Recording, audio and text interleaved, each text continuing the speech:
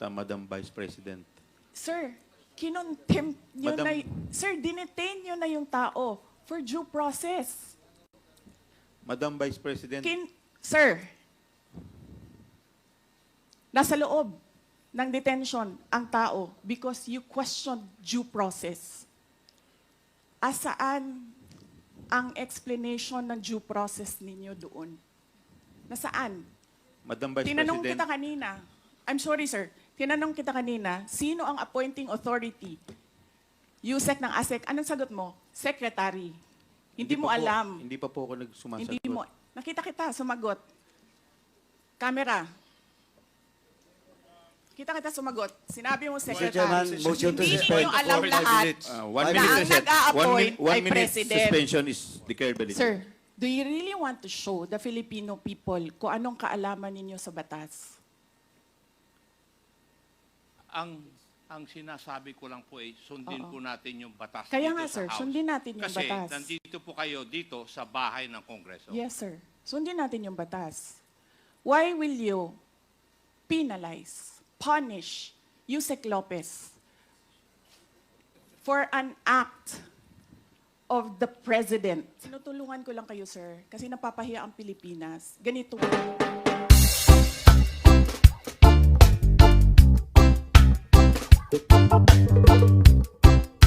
Ito ba ang House of Representatives? Tinutulungan ko lang kayo.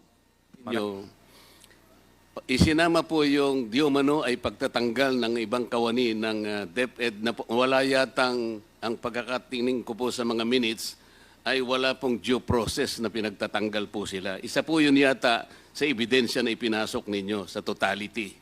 Tama po ba? Isa lamang po yun sa mga napag-usapan po. Gusto ko lamang pong puntuhan Tama yun po. sapagkat ako po bilang isa, tinanggal po ako sa lahat ng aking committee. Hindi ko man lang po alam kung ano yung kasalanan ko. I was not even informed. The first element of due process is notice. I was not notified. What did I do wrong? Wala po. Pero pinagtatanggal po ako, tinanggap ko naman eh. Pero wala pong due process. Yung po ang gusto kong ipaintindi rin. Pati nga po yung membership ko sa Commission on Appointments na wala namang kinalaman dito sa gawain natin sa Kongreso, tinanggal din po ako ron. Meron po bang due process? Tingnan po ninyo yung ginawa niyang sulat. Point of order, Point Mr. of Chairman. order. Point of order. What is the point I of think, order, Congressman Mr. Chairman, Dan the Fernandez? good gentleman is not under investigation in this committee, and we are investigating other matter. If you wanted to be investigating Mr. that Chair, matter, I think, I Mr. Chairman, still this is not have the the right point floor, of Mr. order is Chair. proper. I still have the floor, Mr. What is Marcoleta. the point of I'm still- order? the point Congressman of order. Marcoleta, please To wait to be suspend, Mr. recognized. Chair. 1 minute Pwede suspension po is bang declared valid, pigilan Chair. ng isang nagsasalita? Mr. Chair, while you are suspended, may we respectfully request that all the employees of the Office of the Vice President sit together so that we can easily confer with each other because the other employees are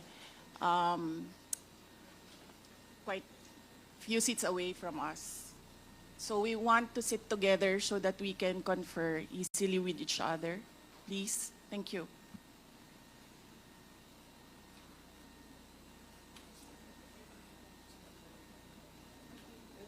Point of order, that's the second highest motion. So he has to respect it, the point of order of, no. You know, May I proceed, Mr. Chair? Relax ka lang. the point of order. Continue, Mr. Chair. Mr. Chair, The point of Congressman order... Acop is recognized. with the indulgence of the Honorable Marcoleta, Mr. Chair, I think we might as well agree to disagree with one another here bago po tayo magpatuloy. Di po ba? Yes, I agree, Congressman Acop. So, we follow our rules. The Honorable Marcoleta is a member of this Congress, so he knows the rules and he is obligated to follow the rules. Otherwise, he'll be declared out of order and be taken out of this room. So, for all of us, members of Congress, let's follow the House rules. That's why they are there, for orderly proceedings. Thank you, Mr. Chair. Thank you, Congressman Akop. We will now proceed to the next item in our agenda. Wala na po tayong... Mr. Chair, respectfully, may I say something? Yes, Honorable. Mr. Chair, Yes. Honorable Vice Mr. Chair? President, before I recognize you, would you like to take your oath? yeah. I Mr. will only Chair. recognize you if you will take your oath. Okay, Okay. let's do this. Please administer the oath of the Honorable Vice President. Your Honor, please raise your right hand. Do you swear to tell the truth, the whole truth, and nothing but the truth in this inquiry, so help you God? The oath has been administered, Your Honors. Thank you. I will recognize you now, Okay. Honorable Vice President. Yes. Mr. Chair, the position of Undersecretary and Assistant Secretaries and other appointed positions are positions of trust and confidence by the appointing authority. The resignation letters of the USEX and the ASEX of DepEd were accepted by the appointing authority. And who is that? Mr. Chair? The President of the Republic of the Philippines. Yes. It is not the Secretary of the Department of Education. So you ask the President of the Republic of the Philippines why he accepted the resignation of the USEX and the ASEX.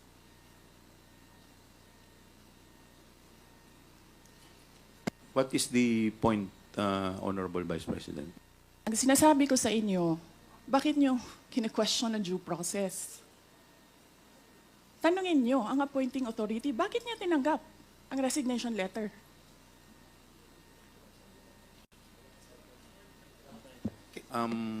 Madam Vice President, Yes, sir. we will...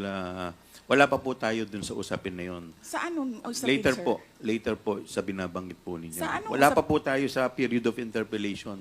Bubuksan ko pa lamang po ang period of interpellation. Yes, sir. Nandun na kayo sa topic. Hindi po tayo nag-i-interpellation Madam ngayon. Vice President, nag-uusap po muna ang mga miyembro.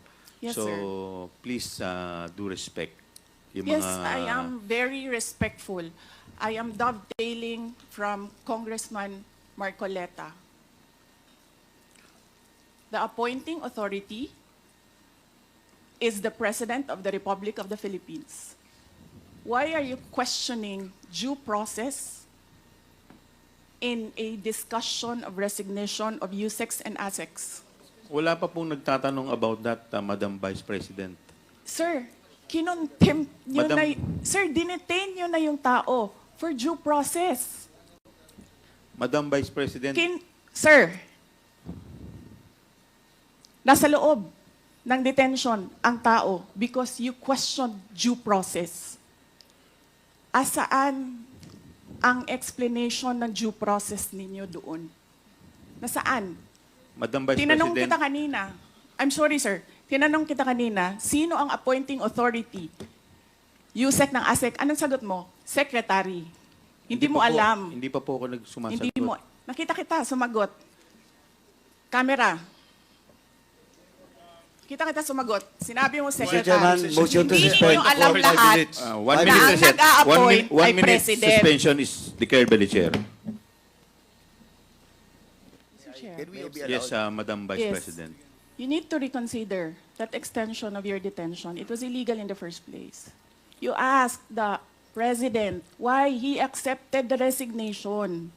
Do not ask due process.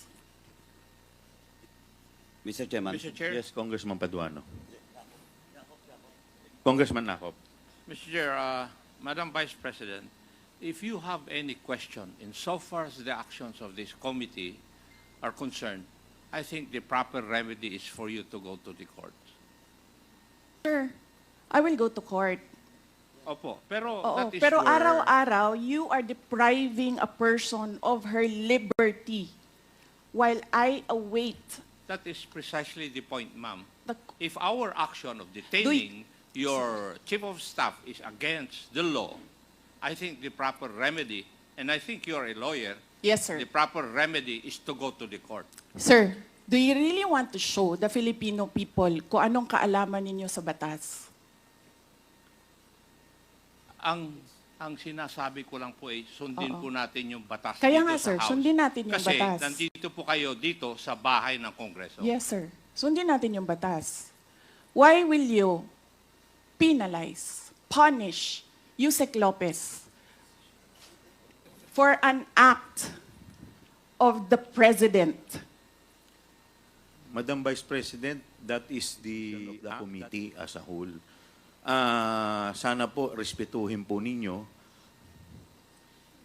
Yes, sir. Kung meron pong Okay. remedy, alam naman po ninyo bilang abogado na tama po yung sinasabi ni Congressman Acop, pwede po tayong mag-file ng relief sa Okay, court. sige sir. Tinutulungan ko lang kayo, sir, kasi napapahiya ang Pilipinas. Ganito ba ang House of Representatives? Tinutulungan ko lang kayo. Maraming salamat po, Madam Vice President. With all due respect, Yes, Mr. Chair, Congressman I move that we Deputy strike Speaker out. Yeah, I move that we Suarez. strike out that last comment said about the House of Representatives. I don't think that is warranted. Neither is it fair to make statements such as that. So move, Mr. Chair. Second. Is there any objection? Hearing none, the motion is carried. And Mr. Chairman, Yes, may Congressman we Dan remind all the Fernandez. resource persons to address the chairman kasi nakakawala po ng respeto sa committee na to kung hindi po natin i-address ang chairman. Thank you. We will now continue to the next item in our agenda. We will now proceed to the interpellation proper. The first to interpolate is the Honorable Congressman Acop.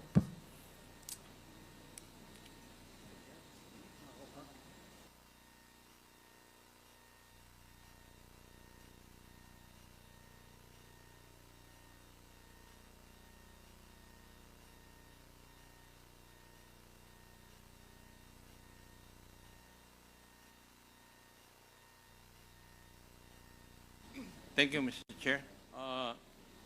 May I ask Mr. Edward Farda?